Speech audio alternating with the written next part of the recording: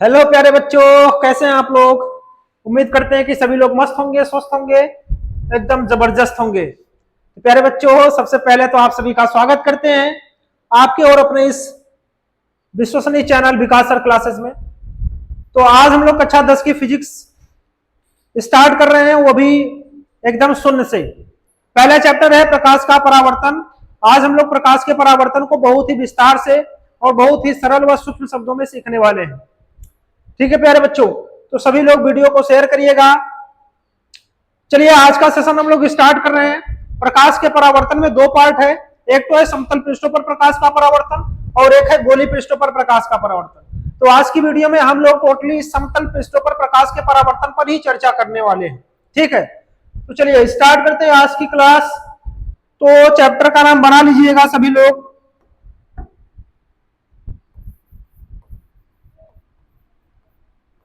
प्रकाश का परावर्तन। प्रकाश का परावर्तन, इंग्लिश में इसको बोलते हैं रिफ्लेक्शन ऑफ लाइट। इंग्लिश में इसको कहते हैं रिफ्लेक्शन ऑफ लाइट।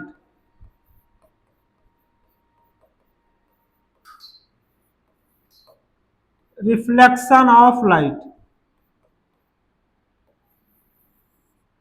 ठीक है। चलिए इसमें हम लोग दो पार्ट पढ़ेंगे। कौन कौन सा है? एक तो है समतल पृष्ठों पर प्रकाश का परावर्तन, एक है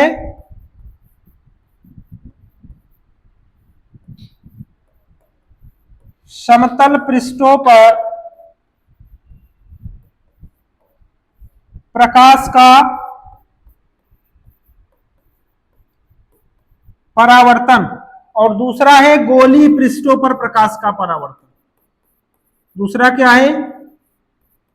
गोलीय पृष्ठों पर प्रकाश का परावर्तन।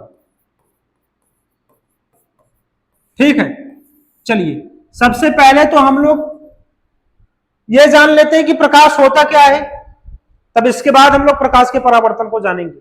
ठीक है, प्रकाश क्या होता है? हेडिंग बनाइएगा, प्रकाश।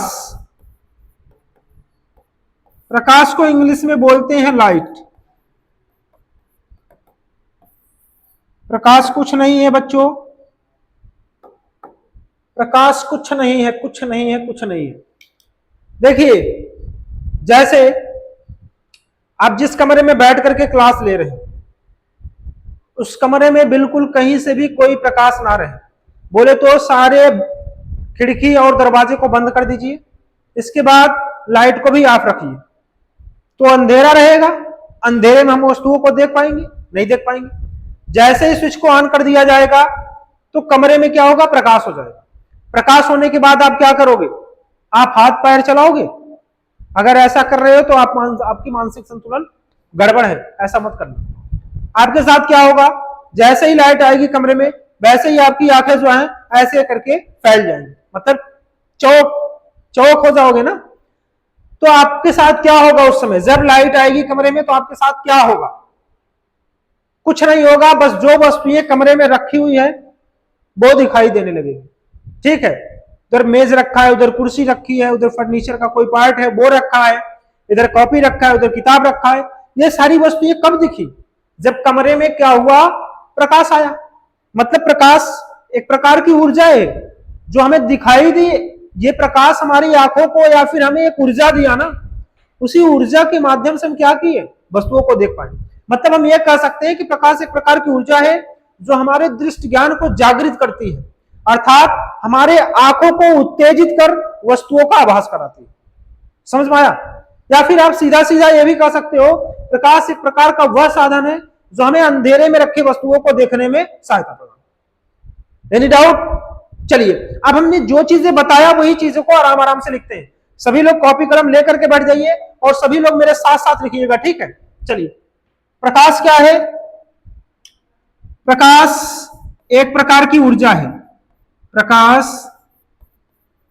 एक प्रकार की ऊर्जा है, एक प्रकार की ऊर्जा है जो जो हमारी आंखों की रेटिना को, आंखों की रेटिना को उत्तेजित कर वस्तुओं का आभास कराती है, वस्तुओं का आभास कराती है, वस्तुओं का आभास कराती है। अर्थात करके इसका दूसरा डेफिनेशन भी लिख सकते हो। दूसरा डेफिनेशन हमने आपको क्या बताया, मतलब प्रकाश वह साधन है या वह माध्यम है जो हमें अंधेरे में रखे वस्तुओं को देखने में सहायता प्रदान करती है। ठीक है, प्रकाश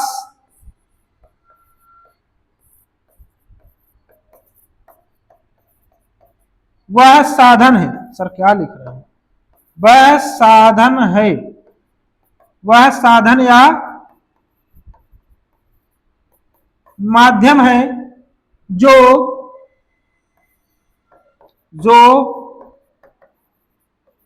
अंधेरे में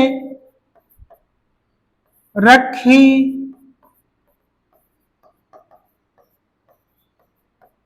वस्तुओं को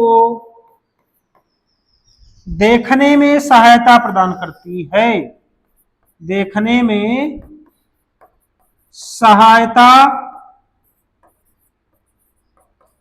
प्रदान करती है। ठीक है, बिल्कुल प्यारे बच्चों, हम लोग एकदम सरल तरीके से सीखेंगे पूरे प्रकाश के परावर्तन को।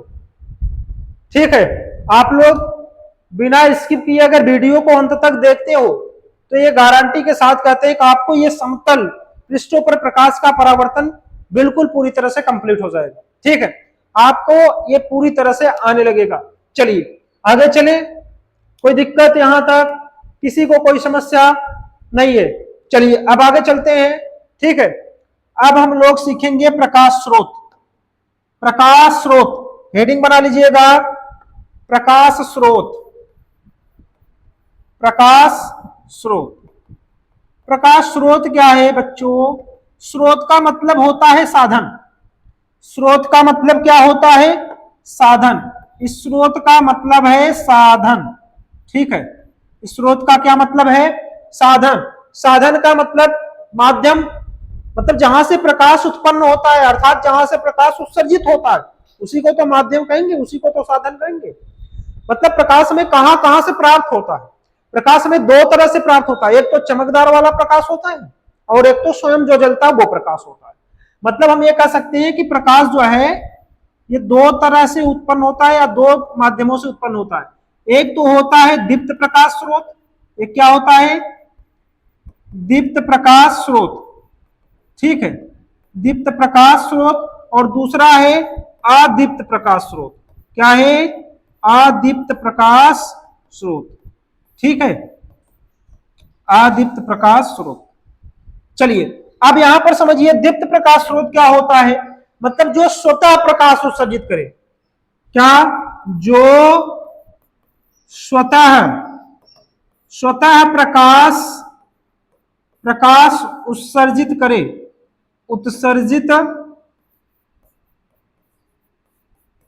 उत्सर्जित करे उसे क्या कहते हैं? दीप्त प्रकाश स्रोत कहते हैं। ठीक है, फॉर एग्जाम्पल जैसे सूर्य हो गए, सूर्य देवता। इसके बाद विद्युत बल्ब हो गया, विद्युत बल्ब। इसके बाद मोमबत्ती हो गई, मोमबत्ती। ठीक है, लालटेन। ठीक, ये सब क्या है? दीप्त प्रकाश स्रोत है। मतलब ये स्वतः प्रकाश उत्पन्न करते हैं। ठीक है, ये स्वतः प्रकाश उत्पन्न करते हैं। चलिए अब इसके बाद अदीप्त प्रकाश स्रोत क्या होता है भैया? अदीप्त मतलब जो स्वयं प्रकाश नहीं उत्सर्जित करते, जो दीप्त की सहायता से प्रकाश उत्सर्जित करते हैं। ठीक है, यहां पर हम लिख दे रहे हैं जो दीप्त की सहायता से, दीप्त की सहायता से प्रकाश उत्सर्जित करे, उत्सर्जित करे, उन्हें क्या कहेंगे? अदीप्त प्रकाश स्रोत कहेंगे।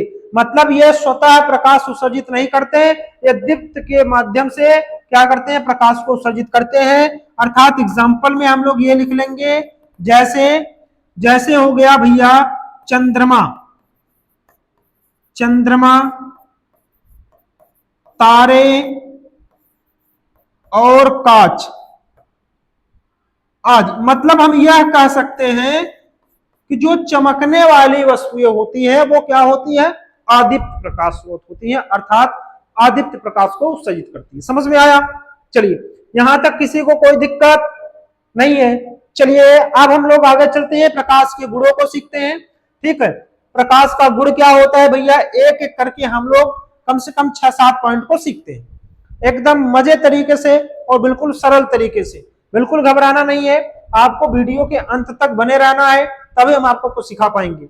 चलिए हेडिंग बनाइएगा, प्रकाश के गुण।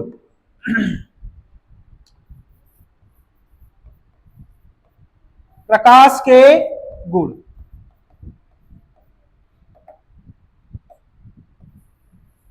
ठीक है, इसमें पहला गुण समझिए।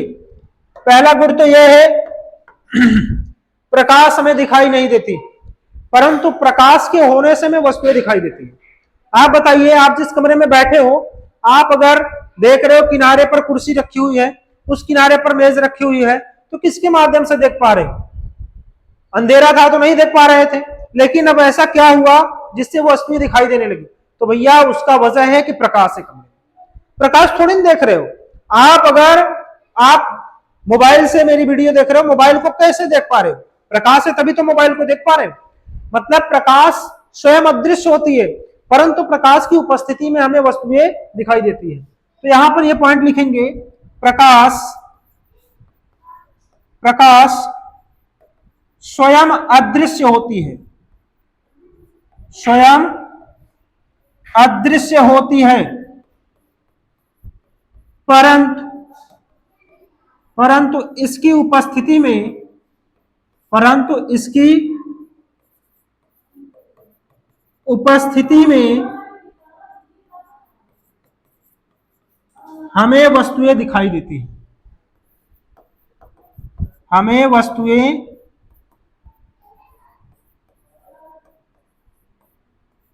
दिखाई देती है। ठीक है, प्रकाश स्वयं अदृश्य होती है, परंतु प्रकाश की उपस्थिति में हमें क्या होती है? वस्तुएं दिखाई देती हैं। चलिए आप दूसरे पॉइंट को समझिएगा। ठीक है, दूसरा पॉइंट है भैया, दूसरा पॉइंट यह है कि प्रकाश एक सरल रेखा में गति करता है, अर्थात सीधी रेखा में गति करता है। प्रकाश एक सीधी रेखा में गति करता है। अब इसका प्रमाण हम अभी दे रहे हैं, पहले लिख लीजिए। प्रकाश एक सरल बोले तो सीधी, ठीक है, सीधी रेखा में गति करता है, रेखा में गति करता है। ठीक है, प्रकाश एक सीधी रेखा में गति करता है। अब देखिए समझिएगा थोड़ा सा, जैसे मान लीजिए ये है टॉर्च, ये क्या है? टॉर्च है, टॉर्च। ठीक है, ये है टॉर्च, यहां पर लगे हुए हैं स्विच। ठीक, ये टॉर्च है, टॉर्च से प्रकाश की किरणें, क्या कभी ऐसी कोई प्रकाश की किरणें निकलती हुई देखे हो? कोई प्रकाश की किरणें ऐसे नागिन डांस करती हुई देखे हो? नहीं देखे हो ना। प्रकाश जब भी निकलती है तो वो एक सीधी रेखा में गति करती है। ठीक, प्रकाश एक सीधी रेखा में गति करती है, प्रकाश ऐसे टेढ़ी मेढ़ी कभी आप देखे नहीं होंगे। समझ में आया? नहीं समझ में आया? चलिए एक और उदाहरण से हम आपको समझाएंगे। जैसे ये मान लीजिए आप हो, ठीक है, ये आप हो, यहां पर सूर्य भगवान है और सूर्य अपनी किरणों को समझा बुझा करके इस पृथ्वी लोक में भेजते हैं। मान लीजिए आप बहुत धूप है, धूप में क्या करते हो? एक छाता लेकर के आप ऐसे करके चलते हो ताकि आपके पास धूप ना पाए। आप बताइए मुझे, क्या कोई ऐसी भी प्रकाश की किरणें हैं जो इस छाते पर पड़े और परावर्तित होने के बजाय, कुछ तो प्रकाश किरणें हो जो इस छाता पर पड़ती है, ऑब्जर्व होती है, कुछ ऐसे करके परावर्तित हो जाती है। बोलो भैया, क्या कोई ऐसे भी है क्या प्रकाश किरणें यहाँ पर आए, छाता पर पड़े और छाता जब देखे कि छाता लगाया हुआ है और इस छाते से मुड़ करके आए और ऐसे घुसे, पूछे रामलाल क्या हालचाल, ऐसी कोई प्रकाश की किरणें हैं? नहीं ना। मतलब अगर कोई प्रकाश किरणें टेढ़ी मेढ़ी चलती, अगर सीधी रेखा में ना चलती तो प्रकाश किरणें इस छाते पर पड़ती और रुकावट पड़ता तो ये किरणें यहां से मुड़ करके आपके पास आ जाती। ठीक है, मतलब आपको मान लीजिए आप जिस कमरे में बैठ करके पढ़ रहे हैं, आपको देखना है कि बाहर कौन आया है कौन नहीं आया है, तो आप उसके सीध में जाकर के ही देख पाओगे। अगर ऐसा होता तो आप वहीं पर बैठे बैठे अपनी किरणों को समझा करके भेजते, दरवाजा से जाओ, इसके बाद बाहर देखो, झांक करके कौन आया है कौन नहीं। ऐसा हो सकता था, नहीं हो सकता था, लेकिन ऐसा होगा नहीं होगा। अगर ऐसा होता, आप जिस कमरे में बैठे हो उसके पीछे वाले कमरे में क्या हो रहा है, सारी चीजें आप ऐसे किरणों को भेजते, दरवाजे से जाता, आपके दरवाजे से, उसका दरवाजे से जाकर के देखता क्या हो रहा है क्या नहीं। ऐसा होगा नहीं होता। इसलिए जो है प्रकाश किरणें सदैव कैसी होती हैं, एक सीधी रेखा में गति करती है। समझ में आया? यहां तक किसी को कोई दिक्कत नहीं है। चलिए ठीक है, अब हम लोग चलते हैं भैया नेक्स्ट क्वेश्चन की तरफ, सॉरी नेक्स्ट टॉपिक की तरफ, नेक्स्ट पॉइंट की तरफ। नेक्स्ट पॉइंट क्या है? प्रकाश की चाल जो है अलग अलग माध्यमों में अलग अलग होती है। प्रकाश की चाल अलग अलग माध्यमों में अलग अलग होती है। नेक्स्ट पॉइंट में लिख लीजिएगा। ठीक है, प्रकाश की चाल, प्रकाश की चाल अलग अलग माध्यमों में अलग अलग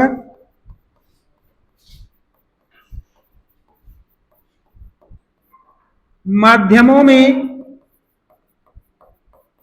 अलग अलग होती है। अलग अलग माध्यमों में अलग अलग होती है। ठीक है, अब यहां पर समझिए, मतलब सबसे ज्यादा जो प्रकाश की चाल होती है वो निर्वात में होती है। सबसे ज्यादा प्रकाश की चाल कहां होती है? निर्वात में होती है। अर्थात इसको लिख लीजिएगा, प्रकाश की चाल, प्रकाश की चाल सबसे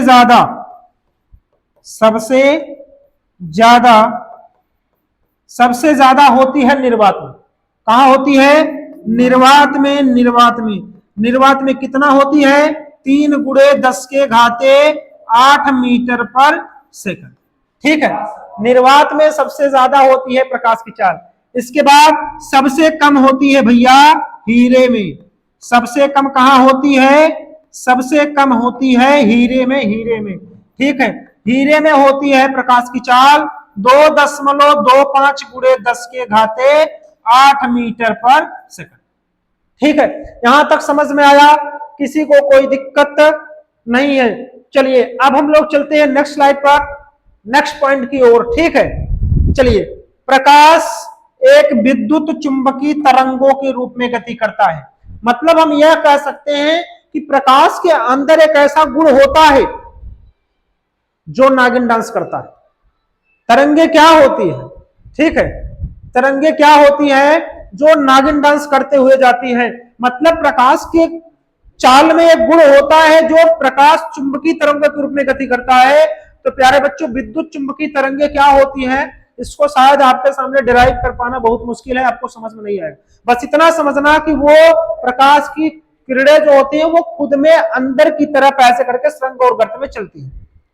मतलब आप ये देख रहे हो, जो बल्ब आपके कमरे में लगा हुआ है, वो बल्ब देखे हो बिनाका वाला, ये ठीक है, जो प्रचार में आता था, मतलब सूर्य ढलेगा तो सूर्य उगेगा, ये वाला बल्ब देखे हो ना। ये मतलब ये 1 सेकंड में 100 बार जलती है, 100 बार बुझती है, लेकिन ये आपकी आंखों की क्षमता इतनी नहीं है कि आप उसको देख सकें। अगर मैं आपसे कहूं कि 1 सेकंड में आप 10 पॉइंट को ही देख लो, वही बहुत है। जो मनुष्यों की आंखों की देखने की क्षमता है वो 1 सेकंड में 10 बार वो देख ले, वही बहुत है। 100 बार की बात ही बहुत अलग। ठीक है, तो मतलब ये 1 सेकंड में 100 बार जलती है, 100 बार बुझती है। लेकिन क्या ऐसा कभी लगा है आपको? जैसे मान लीजिए ये बल्ब, ये आप एक टार्च ही ले लीजिए। ठीक है, एक टार्च ले लीजिए, ये टार्च का स्विच है, इस टार्च में बल्ब लगे हुए, यहां से जो प्रकाश की किरणें निकल रही है, ये जो प्रकाश की किरणें निकल रही है, ये प्रकाश की किरणें ये 1 सेकंड में 100 बार बुझ रही होंगी, 100 बार जल रही होंगी। लेकिन क्या कभी आपने ऐसा गेस कर पाया? नहीं कर पाया। क्या ऐसा हुआ है कि जो प्रकाश की किरणें हैं वो कट कट करके जाती हूं, वो नागिन डांस करते हुए जाती हूं?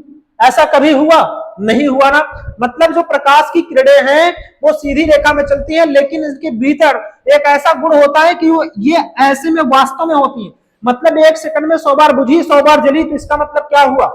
वो कुछ ऐसे करके जा रही है। तो ये अगला पॉइंट है भैया, इसको डेराइव कर पाना बहुत मुश्किल है। शायद हमने आपको जिस तरीके से समझाया आप समझ भी चुके होंगे। ठीक है, आप कभी भी ये देखिएगा, जैसे घर का वोल्टेज कम होता है, जैसे बल्ब हमारी स्लो जलती है, तो ऐसा लगता है लुप लुप लुप लुप ऐसा करके जुक जुक जुक करके होती है, नहीं होती है? तो वो आप ये अंदाजा लगा सकते हो, जैसे वोल्टेज कम हुआ उसकी फ्रीक्वेंसी क्या होगी? कम होती है, जिसके कारण आप ये स्पष्ट कर पाते हो कि बल्ब जो है सुरंग और गर्त के रूप में जल रही है। ठीक है, जैसे आप देखिए, आप एक रस्सी को फैलाइए, रस्सी को ऐसे करके मारिएगा तो वो रस्सी कैसे करके उछलती है? ये रस्सी है, आप जब इसको ऐसे इधर से उछालेंगे तो रस्सी ऐसे करके उछलती है, नहीं उछलती जमीन पर? तो प्रकाश कुछ इस तरह से भी चलती है, लेकिन इसको शायद देख पाना मुश्किल है। ठीक, तो चलिए अब आप लोग नेक्स्ट पॉइंट में लिखिएगा। नेक्स्ट पॉइंट में लिखिएगा भैया, प्रकाश विद्युत चुंबकीय तरंगों के रूप में गति करती है। नेक्स्ट पॉइंट में पॉइंट नंबर 4 ही है ना, पॉइंट नंबर 4 में लिखो, क्या लिखना है? प्रकाश विद्युत चुंबकीय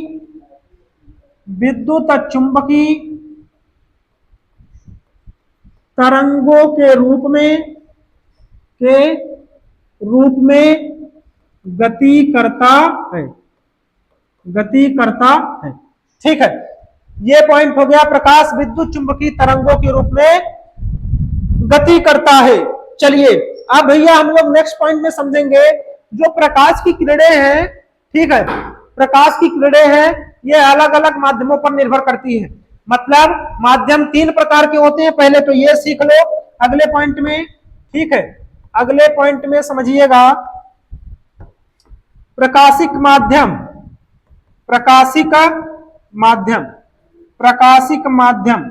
ठीक है, प्रकाशिक माध्यम क्या होता है? प्रकाशिक माध्यम, प्रकाश जिस माध्यम से होकर के गुजरता है उसे प्रकाशिक माध्यम कहते हैं। प्रकाश जिस माध्यम से होकर के गुजरता है उसे क्या कहते हैं? प्रकाशिक माध्यम कहते हैं। अगर आप लिखना चाहते हो इसको लिख लीजिएगा। ठीक है, ये नेक्स्ट पॉइंट में ही है, मैं कुछ और समझाने वाला, पहले समझते चलो। प्रकाश जिन माध्यमों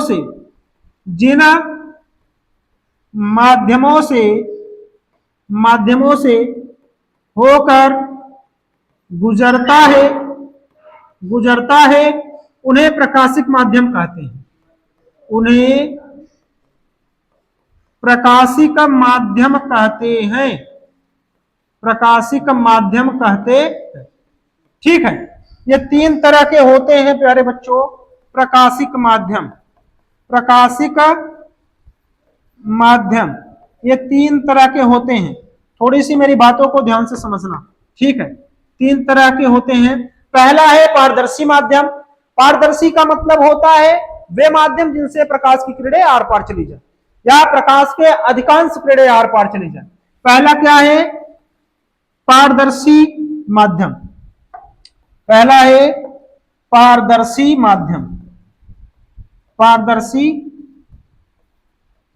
माध्यम। ठीक है, दूसरा है पारभासी माध्यम। और तीसरा है अपारदर्शी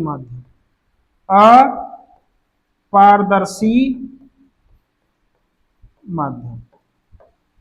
ठीक है, मतलब ये हम कह सकते हैं कि प्रकाश किरणें जो पारदर्शी माध्यम है उनसे आर पार हो जाती है। प्रकाश का गुण है, प्रकाश की किरणें पारदर्शी माध्यम से आर पार हो जाती है, और पारभासी माध्यम से कुछ ही भाग उनके आर पार हो पाते हैं। पारभासी माध्यम से प्रकाश के कुछ ही भाग आर पार हो पाते हैं, और अपारदर्शी माध्यम से प्रकाश के कुछ भी भाग आर पार नहीं हो पाते हैं। ठीक है, प्रकाश के कुछ भी भाग आर पार नहीं हो पाते हैं। हम यहां पर यह कह सकते हैं जो पारदर्शी माध्यम है इनका जो एग्जाम्पल है, जैसे ये हो गया, मान लीजिए स्वच्छ जल, क्या, स्वच्छ जल, ठीक है, कांच, ठीक, हवा, ये सब क्या है, पारदर्शी माध्यम, ये सब क्या है, पारदर्शी माध्यम है, ठीक है, यहां तक समझ में आया। चलिए अब इसके बाद देखिए, मतलब ये स्वच्छ जल है, स्वच्छ जल में भी आप अगर देखेंगे तो आपको आर पार दिखाई देगा। कांच है, कांच में भी अगर आर पार देखेंगे तो, सॉरी, कांच में भी अगर देखेंगे तो आपको आर पार दिखाई देगा। मतलब जो चश्मा लगाते हैं, चश्मे में जो कांच लगता है वो पारदर्शी होता है, तभी तो आप आगे की वस्तुओं को देख पाते हैं। जो हवा है, हवा तो पारदर्शी है, ठीक है। पारभासी माध्यम क्या होता है, वे माध्यम जिनसे प्रकाश के कुछ ही भाग आर पार हो, वे माध्यम जिनसे प्रकाश के कुछ ही भाग आर पार हो सके, उन्हें क्या कहते हैं, पारभासी माध्यम। जैसे गंदा जल, गंदा जल, घिसा हुआ कांच, घिसा हुआ कांच, ठीक है। या फिर आप ये भी कह सकते हो तेल लगा कागज, तेल लगा कागज, ठीक है। ये सब क्या है, पारभासी माध्यम के उदाहरण है। मतलब जिन माध्यमों से प्रकाश के कुछ ही भाग आर पार होते हैं उन्हें पारभासी माध्यम कहते हैं। इसके बाद भैया आ गया अपारदर्शी माध्यम। अपारदर्शी माध्यम का मतलब है जिनसे प्रकाश की किरणें बिल्कुल आर पार ना जा सके, ठीक है। जैसे लकड़ी हो गया, लकड़ी हो गया, लोहा हो गया, ठीक है, लकड़ी हो गया, लोहा हो गया, पत्थर हो गया आदि, ये सब क्या है, ये है अपारदर्शी माध्यम। यहां तक किसी को कोई दिक्कत? चलिए ठीक है, अब चलते हैं नेक्स्ट पॉइंट की तरफ। मतलब हम यह कह सकते हैं कि प्रकाश की किरणें पारदर्शी माध्यम से आर पार हो जाती हैं और पारभासी माध्यम से उनकी कुछ ही किरणें आर पार हो पाती हैं और अपारदर्शी माध्यम से उनकी किरणें आर पार नहीं हो सकती। किसकी? प्रकाश। समझ में आया? चलिए अब हम चलते हैं नेक्स्ट पॉइंट में। भैया नेक्स्ट पॉइंट को समझिएगा, ठीक है। प्रकाश चमकदार पृष्ठों से परावर्तित होता है। नेक्स्ट पॉइंट, ठीक है, जो भी होगा, प्रकाश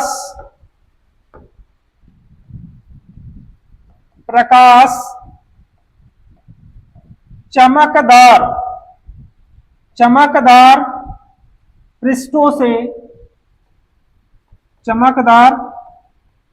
पृष्ठों से परावर्तित होता है। क्या होता है? परावर्तित होता है, ठीक है। प्रकाश चमकदार पृष्ठों से परावर्तित होता है, अर्थात चमकदार पृष्ठों पर परावर्तन होता है, ठीक है। चलिए नेक्स्ट पॉइंट,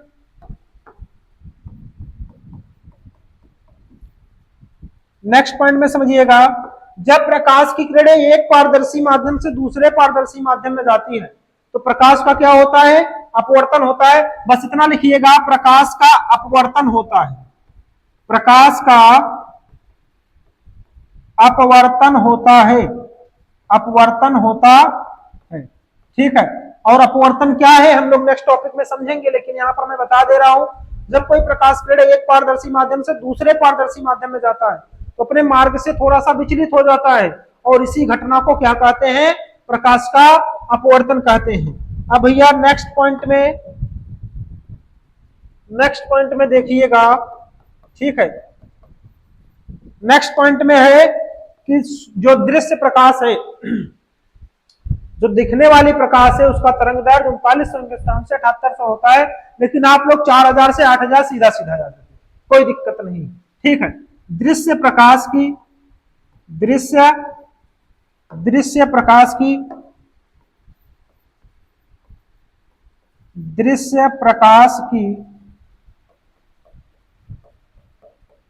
तरंगदैर्घ्य 3900 एंगस्ट्रॉम से 7800 एंगस्ट्रॉम तक होती है। आप लोगों को अगर याद करने में असुविधा हो तो आप लोग सीधा 4000 एंगस्ट्रॉम से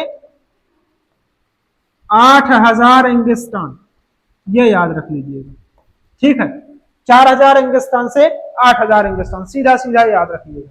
यहां तक किसी को कोई दिक्कत? ठीक है, लगभग हम लोगों ने 6-7 पॉइंट 8 पॉइंट सीखा प्रकाश के गुण को। जब भी आपसे प्रकाश का गुण पूछेगा तो प्यारे बच्चों कम से कम आपको 7 पॉइंट लिखना पड़ेगा। ठीक है, 7 पॉइंट कम से कम आपको लिखना पड़ेगा। तो इतना पॉइंट हमारे हिसाब से बहुत ज्यादा है और इतना बहुत मतलब बहुत है। तो चलिए अब हम लोग चलते हैं आगे, प्रकाश के परावर्तन के बारे में सीखते हैं। आखिरकार प्रकाश के परावर्तन क्या होता है? सबसे पहले तो हम लोग सीख ले प्रकाश किरण पुंज। ठीक है, प्रकाश किरण पुंज आखिर क्या होता है? प्रकाश किरण पुंज, हेडिंग बनाइएगा, प्रकाश किरण पुंज। किरण पुंज, पुंज का मतलब होता है समूह।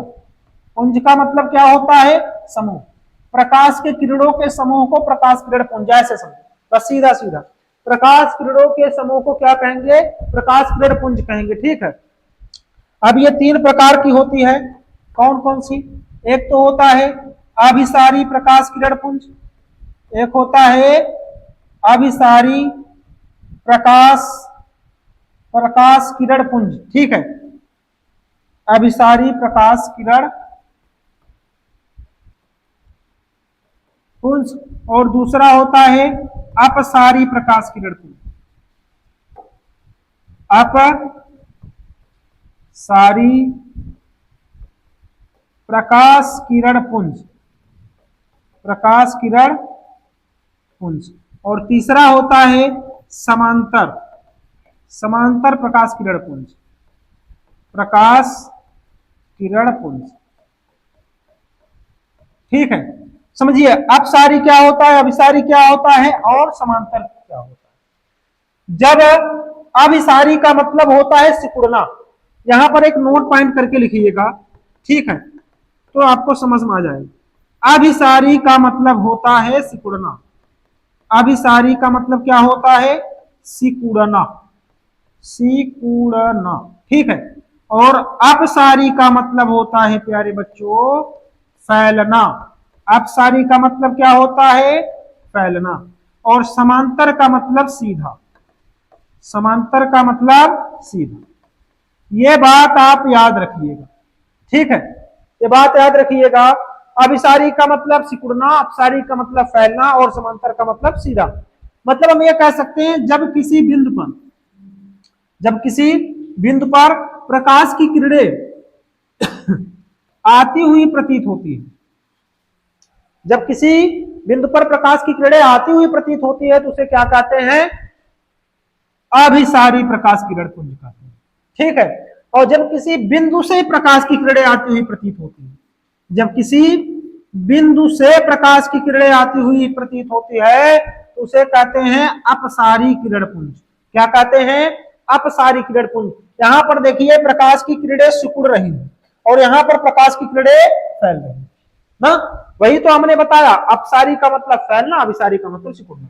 और जब कोई प्रकाश की किरणें, मतलब जब 2 या 2 से अधिक प्रकाश की किरणें एक दूसरे के क्या हो? समांतर हो, तो उन्हें क्या कहते हैं? समांतर किरण पुंज कहते हैं। प्यारे बच्चों, इनका केवल और केवल उपयोग है, हम लोग जब आगे चल के किरण आरेख पढ़ेंगे तो वहां पर इन सभी का उपयोग होगा। ठीक है, बस आप समझते रहो कि अभिसारी का मतलब क्या होता है, अपसारी का मतलब क्या होता है, समांतर का मतलब क्या होता है। ये कभी एग्जाम में पूछता नहीं है, लेकिन इसका नाम से जो है बच्चे डर जाते हैं, नाम से डर जाते हैं। ठीक है, चलिए अब आगे चलते हैं। आगे देखिए प्रकाश का परावर्तन क्या होता है, समझिएगा। प्रकाश का परावर्तन, हेडिंग बना लीजिएगा, प्रकाश का परावर्तन। ये इंपॉर्टेंट है बच्चों, प्रकाश का परावर्तन। ठीक है, हम लोगों को परावर्तन ही सीखना है, हम लोगों को परावर्तन ही सीखना है। प्रकाश का परावर्तन क्या होता है? इंग्लिश में इसको बोलते हैं रिफ्लेक्शन ऑफ लाइट। इंग्लिश में क्या बोलते हैं? Reflection of light. ठीक है, इंग्लिश में बोलते हैं reflection of light, reflection of light. चलिए समझते हैं रिफ्लेक्शन ऑफ लाइट क्या होता है। जैसे मान लीजिए ये कोई चिकना, ठीक है, ये कोई सतह है जिनके एक तरफ हम क्या कर दिए? कलई कर दिए, मतलब इन सरफेस पर क्या कर दिए? कलई कर दिए, और एक पृष्ठ इसका जो है चिकना है।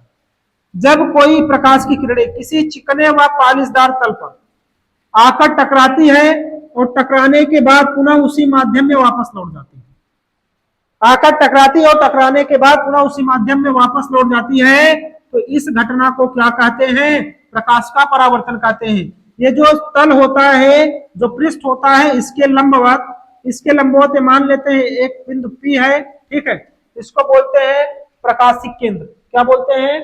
प्रकाशिक केंद्र। और इसके लंबवत ऊपर जो खींची गई ये भुजा है, इसको बोलते हैं अभिलंब। क्या बोलते हैं? अभिलंब, ठीक है, इसको बोलते हैं अभिलंब। और इंग्लिश में बोलते हैं नॉर्मल, इसलिए इसको लिखते हैं एंस। इंग्लिश में बोला जाता है नॉर्मल, इसलिए इसको लिखा जाता है एंस। भैया जो आने वाली प्रकाश की किरणें हैं, इसको बोलते हैं आपतित किरण। क्या बोलते हैं प्यारे बच्चों? आपतित किरण, ठीक है। और जो टकरा करके वापस लौट रही है किरण, इसको बोलते हैं परावर्तित किरण। क्या बोलते हैं? परावर्तित किरण, परावर्तित किरण, ठीक है। और यहाँ पर जो कोण बन रहा है अभिलंब और आपतित किरण के बीच, इसको बोलते हैं आपतन कोण। और यहाँ पर जो कोण बन रहा है अब परावर्तित तथा अभिलंब के बीच, इसको बोलते हैं परावर्तन कोण, और लिखते हैं स्मॉल आर से। आपतन कोण को किससे लिखते हैं? स्मॉल आई से लिखते हैं। इसको बोलते हैं भैया आपतन कोण। क्या बोलते हैं? आपतन कोण, आपतन कोण। और इसको बोलते हैं परावर्तन कोण, परावर्तन कोण, ठीक है। और यहां पर जिस पॉइंट पर प्रकाश की किरणें आकर टकराती है, इस पॉइंट को बोलते हैं प्रकाशिक केंद्र। क्या बोलते हैं? प्रकाशिक केंद्र, ठीक है। यहां तक किसी को कोई दिक्कत नहीं है। इस साइड जो है ये कलई किया गया भाग है। क्या है? कलई किया गया भाग, कलई किया गया भाग, ठीक है। और ये जो ऊपर है, इसको बोलते हैं परावर्तक पृष्ठ। क्या बोलते हैं? परावर्तक पृष्ठ। समझ में आया? यहां तक किसी को कोई दिक्कत? ये सारी घटनाएं जो है, इसको बोलते हैं प्रकाश का परावर्तन। क्या बोलते हैं? प्रकाश का परावर्तन। भैया ध्यान देना, तो जो प्रकाशिक केंद्र है, इसको आपतन बिंदु भी कहते हैं। तो जो प्रकाशिक केंद्र है, इसको और क्या कह सकते हो? आपतन बिंदु। क्या कह सकते हो? आपतन बिंदु, ठीक है, आपतन बिंदु। अच्छा, आपतन बिंदु इंग्लिश में बोलते हैं पॉइंट ऑफ इंसिडेंस। चलिए अब यहां पर समझिए, जब कोई प्रकाश की किरणें, मेरी बात को ध्यान से समझना, जब कोई प्रकाश की किरणें किसी चिकने व पालिशदार तल से टकराती है, टकराने के बाद पुनः उसी माध्यम में वापस लौट जाती है, तो प्रकाश की इस घटना को क्या कहते हैं? प्रकाश का परावर्तन कहते हैं। समझ में आया? प्रकाश की इस घटना को क्या कहते हैं? प्रकाश का परावर्तन कहते हैं। शुद्ध शुद्ध लिख लीजिए यही शब्दों में। जब कोई प्रकाश की किरणें, जब कोई प्रकाश की किरणें, प्रकाश की किरणें किसी चिकने व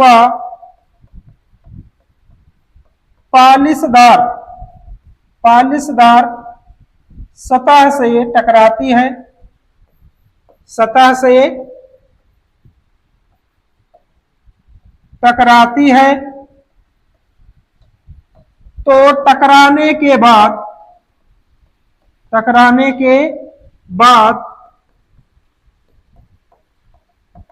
पुनः उसी माध्यम में वापस लौट जाती है, पुनः उसी माध्यम में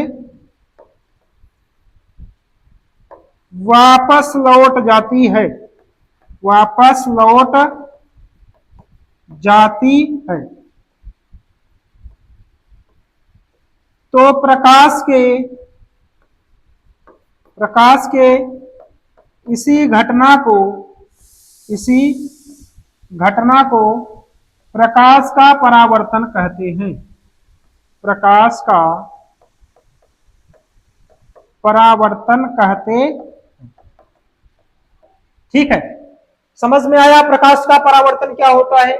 जब कोई प्रकाश की किरणें किसी चिकने व पालिशदार सतह से टकराती है, टकराने के बाद पुनः उसी माध्यम में वापस लौट जाती है, तो उन्हें क्या कहते हैं? प्रकाश का परावर्तन कहते हैं। चलिए अब यहां पर थोड़ा सा ध्यान से समझिएगा, ये जो आने वाली किरणें हैं इन्हें आपतित किरण कहते हैं। मतलब जो इस सतह से आकर के टकराती है उन्हें क्या कहते हैं? आपतित किरण। और जो टकराने के बाद वापस लौटती हैं इन्हें परावर्तित किरण कहते हैं। आपतित किरण और अभिलंब के बीच बने कोण को आपतन कोण कहते हैं, इसे स्मॉल आई से लिखते हैं। परावर्तित किरण और अभिलंब के बीच बने कोण को परावर्तन कोण कहते हैं, इसको स्मॉल आर से लिखते हैं। ठीक है, यहां तक किसी को कोई दिक्कत नहीं है। चलिए अब हम लोग सीखते हैं परावर्तन के नियम। भैया ये पॉइंट लिख लीजिएगा, ठीक है, जो हमने बोला उस पॉइंट को लिख लीजिएगा। अब चलिए परावर्तन के नियम, हेडिंग बनाइएगा, हेडिंग परावर्तन के नियम। परावर्तन के नियम, परावर्तन के दो नियम हैं। पहला प्रथम नियम, समझिए प्रथम नियम क्या है। देखिए प्रथम नियम यह है,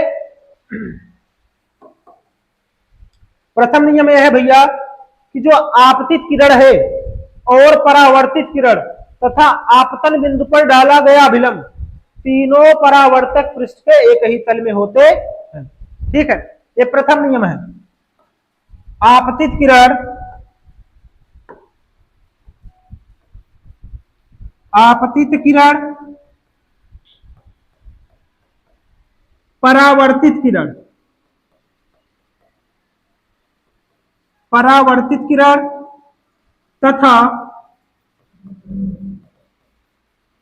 आपतन बिंदु पर, आपतन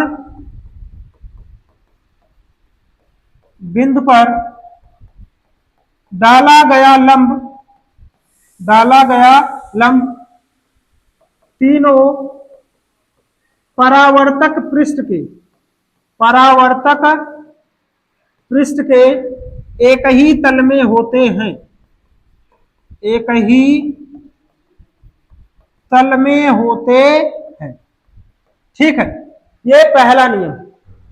और द्वितीय नियम जिसे स्नेल का नियम कहते हैं वो क्या है? आपतन कोण और परावर्तन कोण आपस में क्या होते हैं? बराबर होते हैं। ठीक है, द्वितीय नियम हेडिंग बनाइएगा,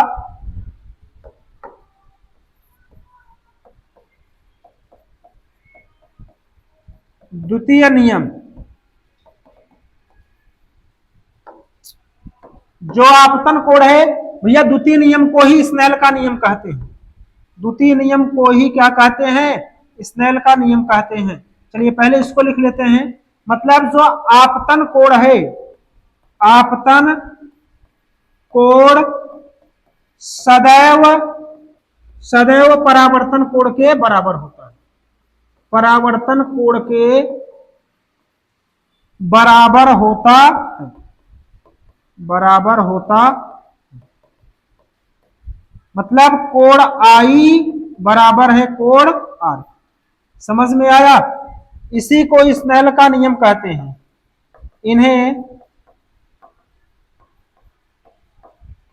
स्नेल का नियम भी कहते हैं।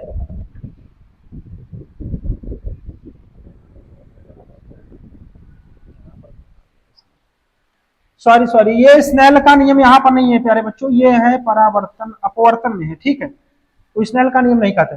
ये द्वितीय नियम क्या है? कोण आई बराबर क्या होगा? कोण आर। मतलब जो आपतन कोण है वो सदैव परावर्तन कोण के बराबर होता है। स्नेल का नियम जो है हम लोग अपवर्तन में सीखते हैं, आपतन कोण की जा और अपवर्तन कोण की जा का अनुपात सदैव नियतांक होता है। ठीक है, चलिए ये पहला और दूसरा समझ में आया, कोई दिक्कत नहीं है। चलिए अब हम लोग चलते हैं नेक्स्ट आगे की तरफ। थोड़ा सा यहां पर हम लोग एक नोट पॉइंट करके सीखेंगे। ठीक है, नोट पॉइंट करके सीखेंगे कि जो परावर्तन के प्रकार है, नियमित परावर्तन और अनियमित परावर्तन। जो परावर्तन के प्रकार है वो दो प्रकार के होते हैं। ठीक है, परावर्तन के प्रकार, परावर्तन के प्रकार, परावर्तन के प्रकार, ये दो प्रकार के होते हैं, एक तो होता है नियमित और दूसरा होता है अनियमित। नियमित प्रकाश का परावर्तन, प्रकाश का परावर्तन, और दूसरा होता है अनियमित,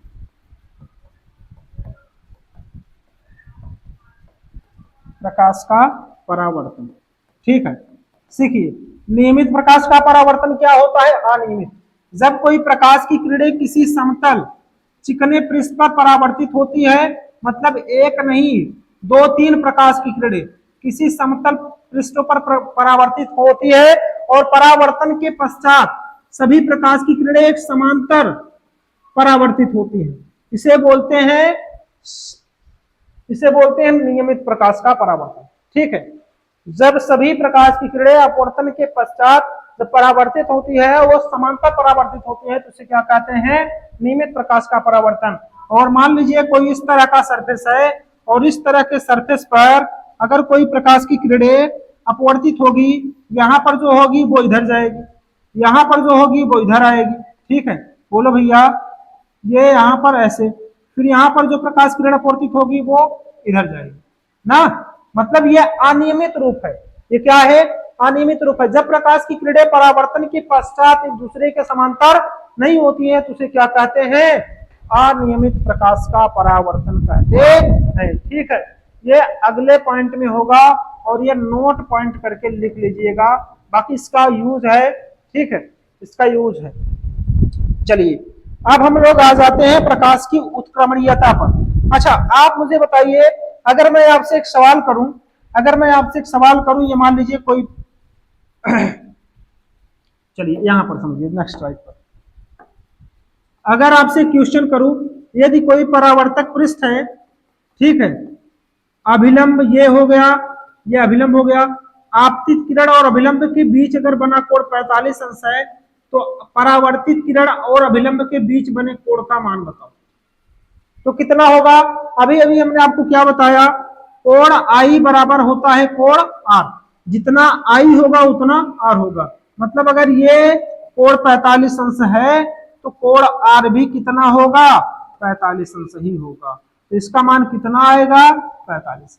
समझ में आया, मतलब जो परावर्तन कोण है वो अपवर्तन कोण के क्या होता है, सदैव बराबर होता है। चलिए अब भैया हम लोग सीखते हैं प्रकाश की उत्क्रमणीयता। प्रकाश की उत्क्रमणीयता क्या है, चलिए समझिए। प्रकाश की उत्क्रमणीयता हेडिंग बना लीजिएगा, रिवर्सिबिलिटी ऑफ लाइट। प्रकाश की उत्क्रमणीयता, समझिए प्रकाश की उत्क्रमणीयता क्या है।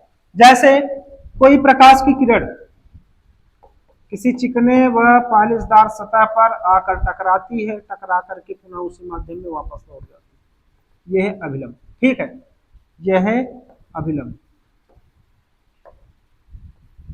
ये ऐसे करके यहां पर आई है, यहां पर आई।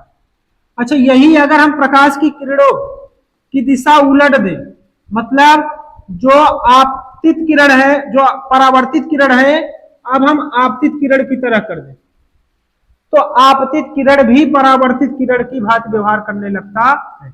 मतलब अगर यहां पर जो आई कर दे तो ये क्या हो जाएगा, आर हो जाएगा। इसी को बोलते हैं प्रकाश की उत्क्रमणीयता।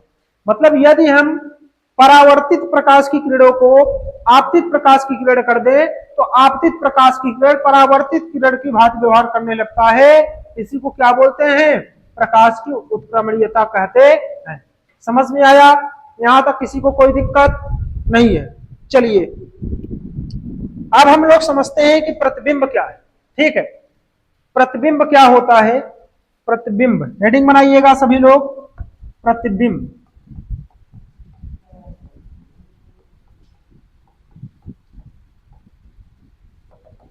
प्रतिबिंब इसको इंग्लिश में बोलते हैं इमेज। प्रतिबिंब क्या होता है, ध्यान से समझना। जब कोई प्रकाश की किरणें, ठीक है। जब किसी बिंदु या वस्तु से चलने वाली प्रकाश की किरणें परावर्तन के पश्चात जिस बिंदु पर मिलती है या मिलती हुई प्रतीत होती है, उस बिंदु को उस वस्तु का प्रतिबिंब कहते हैं। समझ में आया? जिस बिंदु पर मिलती हुई प्रतीत होती है उस बिंदु को क्या कहते हैं? उस वस्तु का प्रतिबिंब कहते हैं। मेरे साथ साथ लिखिएगा, जब किसी बिंदु या वस्तु से चलने वाली प्रकाश की किरणें, जब किसी बिंदु या वस्तु से चलने वाली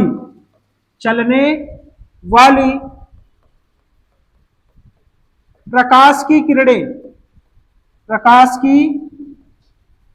किरणें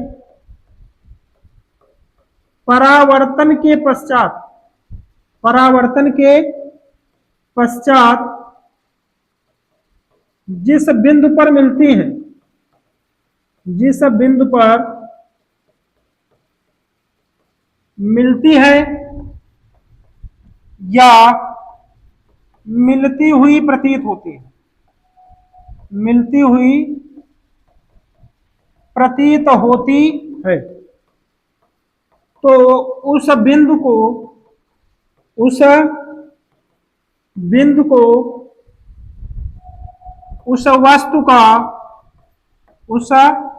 वस्तु का प्रतिबिंब कहते हैं। प्रतिबिंब कहते हैं। जैसे जैसे हमने आपको बताया वैसे वैसे लिख दिया। ठीक। प्रतिबिंब दो प्रकार के होते हैं। कितने प्रकार के होते हैं? दो प्रकार के। प्रतिबिंब दो प्रकार के होते हैं। एक होता है प्यारे बच्चों वास्तविक प्रतिबिंब, और दूसरा होता है आभासी प्रतिबिंब। ठीक है, आभासी प्रतिबिंब मतलब जिन बिंदुओं पर प्रकाश का जो परावर्तन के पश्चात जिस बिंदुओं पर प्रकाश की किरणें मिलेंगी उसको बोलेंगे वास्तविक प्रतिबिंब, और जिस बिंदुओं पर मिलती हुई प्रतीत होंगे उसको क्या बोलेंगे? आभासी प्रतिबिंब। समझ में आया? यहां तक किसी कोई दिक्कत? अगर आपको वास्तविक प्रतिबिंब के बारे में लिखना है तो यही लिखना, जब किसी बिंदु या वस्तु से चलने वाली प्रकाश की किरणें परावर्तन के पश्चात जिस बिंदु पर मिलती हैं, तो ये पॉइंट मत लिखना, मिलती हुई प्रतीत होती है, ये पॉइंट मत लिखना। ठीक है, ये पॉइंट मत लिखना। मिलती है उस बिंदु को उस वस्तु का क्या कहते हैं? उस बिंदु को उस वस्तु का यहां पर जोड़ देना वास्तविक प्रतिबिंब। ठीक है, यहां पर क्या जोड़ देना? वास्तविक। और जब आभासी प्रतिबिंब के बारे में लिखना होगा तो आभासी प्रतिबिंब के बारे में लिखना होगा तो वहां पर ये पॉइंट जोड़ देना, इस पॉइंट को काट देना। जिस बिंदु पर मिलती हुई प्रतीत होती है उस बिंदु को आभासी प्रतिबिंब कहते हैं। ठीक है, यहां तक कोई दिक्कत नहीं है। चलिए अब हम लोग एक छोटा सा टॉपिक है, लास्ट टॉपिक है, इस टॉपिक के बारे में सीख लेते हैं। वो है समतल दर्पण, जो कि इंपॉर्टेंट है प्यारे बच्चों, दर्पण। ठीक है, अब यहां पर हम लोग थोड़ा सा समझेंगे दर्पण होता क्या है। दर्पण क्या होता है? मतलब जिनपे एक तरफ कलई की गई होती है और एक पृष्ठ परावर्तक होता है, उसे बोलते हैं दर्पण। ठीक है, और दर्पण दो प्रकार के होते हैं, एक होता है समतल दर्पण और एक होता है गोली दर्पण। ठीक है, आइए हम लोग इन दोनों दर्पणों को क्रम बाई क्रम सीखते हैं। चलिए नेक्स्ट स्लाइड पर चलते हैं भैया। दर्पण, हेडिंग बनाइएगा दर्पण, जिसको बोलते हैं इंग्लिश में मिरर। क्या बोलते हैं? मिरर। ठीक है, दर्पण क्या होता है? ठीक, ये कांच का खोखला गोला होता है। ठीक है, ये जो गोली दर्पण होता है वो कांच का खोखला गोला होता है, और जो समतल दर्पण होता है केवल कांच का एक समतल दर्पण होता है, जिनमें एक तरफ कलई होती है और एक पृष्ठ परावर्तक होता है। ठीक है,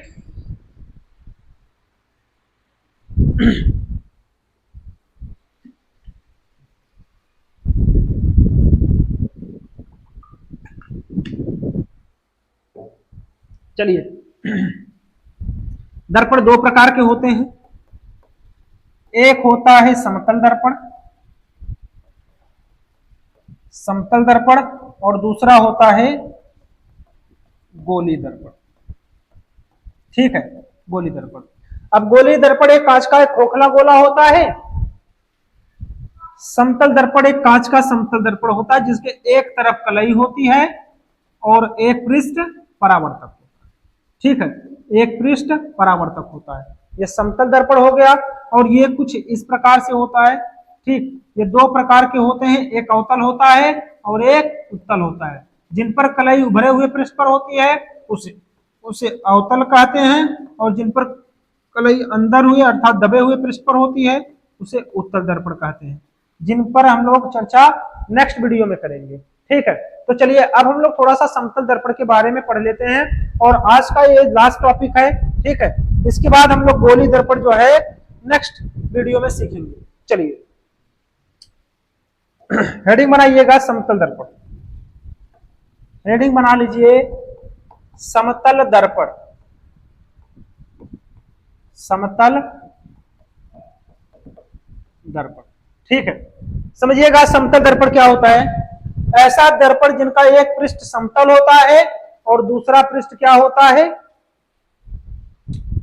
और दूसरा पृष्ठ परावर्तक होता है, अर्थात परावर्तक एक तरफ परावर्तक होता है, कलई किया गया होता है, और एक तरफ क्या होता है, प्रकाश की किरणों का परावर्तन होता है। ठीक है, मतलब ऐसा दर्पण जिनका पृष्ठ कैसा हो, समतल हो, उसे क्या कहेंगे, समतल दर्पण। ठीक है, ऐसा दर्पण जिनका परावर्तक पृष्ठ, लिखिएगा, ऐसा दर्पण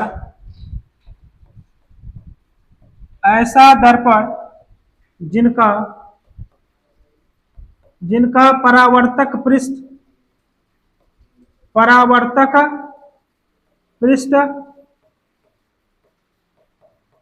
समतल होता है उन्हें समतल दर्पण कहते हैं। उन्हें क्या कहते हैं, समतल दर्पण कहते हैं। ठीक है, अगर इसमें चित्र बनाना चाहते हो तो ऐसे करके चित्र बना लीजिएगा। यह है परावर्तक पृष्ठ जी। ठीक, चलिए अब हम लोग यहां पर थोड़ा सा समतल दर्पण का गुण है वो सीख लेते हैं। ठीक, ध्यान देना,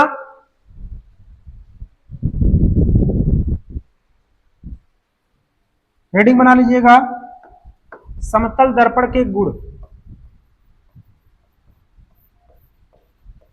समतल दर्पण के गुण, ठीक है, पहला गुण यह है कि यह सदैव आभासी व सीधा प्रतिबिंब बनाता है। कैसा, समतल दर्पण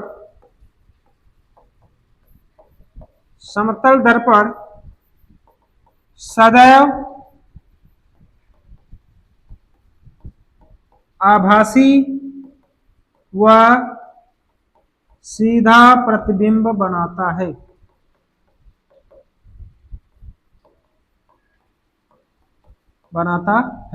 ठीक है, और दूसरा पॉइंट ये है भैया, इसका जो प्रतिबिंब का आकार है सदैव वस्तु के आकार के बराबर होता है। प्रतिबिंब का आकार सदैव वस्तु के आकार के बराबर होता है। ठीक है, जो प्रतिबिंब का आकार है वो वस्तु के आकार का बराबर होता है, अर्थात जो आप शीशा देखते हो रोज सुबह सुबह देखते हो ना, उस शीशे में जो प्रतिबिंब बनता है वो आपके ही बराबर होता है। ऐसा होता है क्या कि उसमें देखो आपकी कान जो है ये वास्तव में इतनी बड़ी है और शीशे में देखो खूब बड़ा बड़ा दिखे, ऐसा होता नहीं होता। जो प्रतिबिंब है जो शीशे के अंदर जो दिख रहा है ना वही प्रतिबिंब है।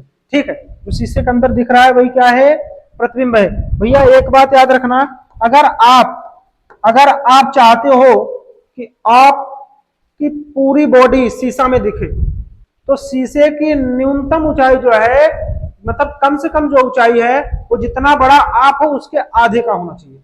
मतलब h ऊंचाई के व्यक्ति को, ठीक है, अगले पॉइंट में लिखिएगा, तीसरे पॉइंट में, h ऊंचाई के व्यक्ति को व्यक्ति को अपना पूरा प्रतिबिंब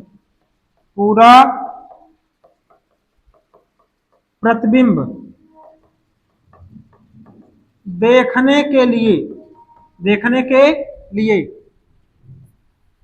दर्पण की न्यूनतम ऊंचाई h/2 लेनी होगी। ठीक है, यहां तक कोई समस्या नहीं। चलिए अब भैया हम लोग यहां पर एक चीज और देखते हैं, मतलब जो दर्पण के सामने वस्तु जितनी दूरी पर रखी होती है, प्रतिबिंब भी दर्पण के पीछे उतनी ही दूरी पर बनती है। ठीक है, अगले पॉइंट में लिखिएगा, दर्पण से जितनी दूरी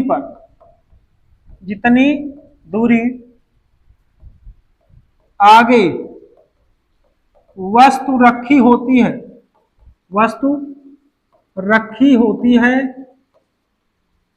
प्रतिबिंब भी दर्पण के पीछे उतनी ही दूरी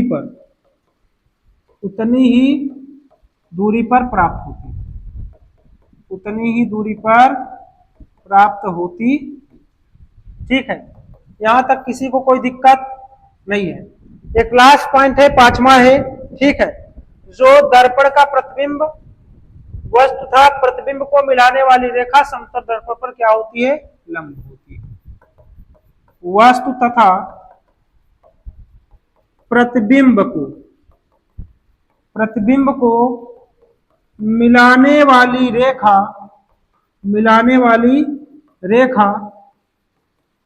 दर्पण पर सदैव लंब होती। ठीक है, यहां तक समझ में आया? किसी को कोई दिक्कत नहीं है? तो प्यारे बच्चों, आज हम लोग जो गोल समतल पृष्ठों पर प्रकाश का परावर्तन था, हम लोग पूरी तरह से सीख लिए।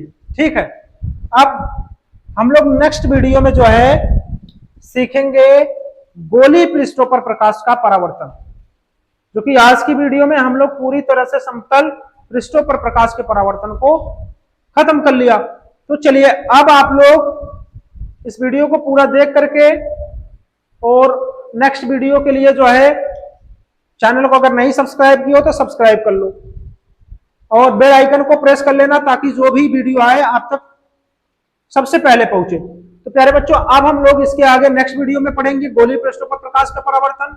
तब तक आप लोग पढ़ते रहें, मस्त रहें। जय हिंद, जय भारत।